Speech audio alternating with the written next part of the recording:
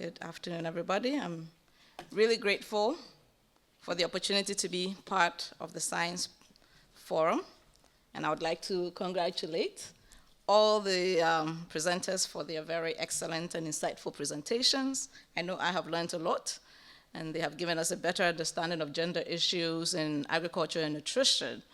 I think that we all recognize that gender and nutrition have quite distinct and sometimes overlapping male and female domains at both the community and household levels.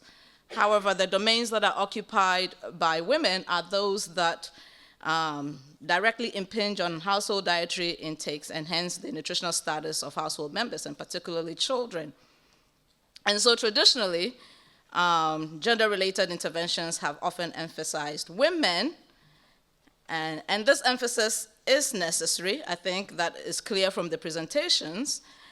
However, it is also clear that the issues of gender in agriculture and in nutrition are more complex and extends beyond a focus solely on women's empowerment, and really necessitates efforts to tease out the various processes that lead from women's agricultural inputs to household diet and ultimately nutritional status, and that when we pay attention to these various processes, it will allow for more holistic actions that will hopefully ultimately lead to greater impacts and outcomes of interest, so that we can avoid the good interventions for agricultural productivity, but that negatively impacts on women's ability to provide childcare and even negatively impact on women's control over resources. We don't want our good interventions to do that. So our focus on women is justified, but from Nzomi's presentation, we are cautioned that the men cannot be left out, as this may be counterproductive, and that we need to really understand the gender relationships. And if we leave out the men, it can even be dangerous for the women, and we don't want that. And so we definitely need mechanisms for the inclusion of men in the dialogue and actions on gender. But how do we do this? And my question to the audience is, if there are any good examples of how this has happened that we can learn from, then I hope that during the discussion it will come out. We also learned that when it comes to gender, context is important, and we cannot apply a one-size-fits-all to all our gender actions, and that women have different issues, and they're not all the same, okay? It is evident, I think, from the presentations that, and I think it has come out in other presentations, other sessions, that we need methodologies that help us to understand these complexities better. And we have learned the value, and I think we all understand this, the value of qualitative processes that engage communities themselves to understand the issues from their perspective, in order to give us the context with which we intervene. And so I think one of the things that the sense I get from the presentations is that it is really wonderful that there is now the momentum, the push to integrate agriculture and nutrition actions.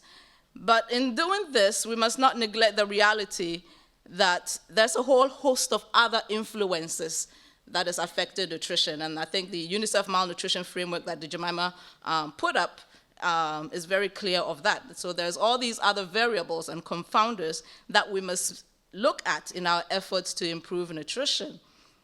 And these are some of which have come out in the other presentations: issues of water, family spacing, and so forth, family planning, and so forth. Jemima talked about how care has different departments that can really allow for integrated interventions. But I wonder about other institutions that have more of a single focus. How do those institutions collaborate with other institutions to achieve this integration and to be able to really have a holistic approach in addressing gender and nutrition issues? And so how institutions. The issue of linkages between research and operational institutions, I think, is something that we need to look at. I'm from the University of Ghana, and in Ghana, I sense that there's some kind of even enmity between the research at the institutional level and the operational institutions where we can't come together. And so we need to look at how we can break those barriers. And then ultimately, something that I didn't hear from the presentations, but came up during our discussion over dinner yesterday, was we also need to assess the capacity within our various institutions and domains to really effectively integrate gender into our programs and so forth. And where do we begin when we talk about capacity? In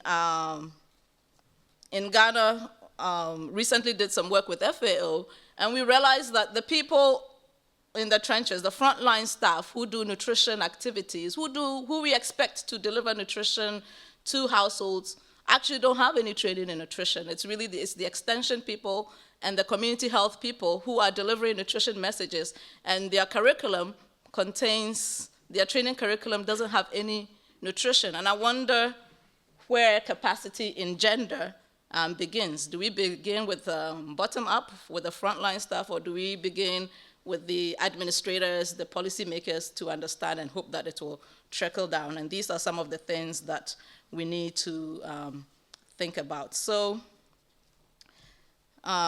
even in terms of gender capacity. So with that, I don't want to take much more time. Thank you for listening, and I look forward to a very engaging discussion.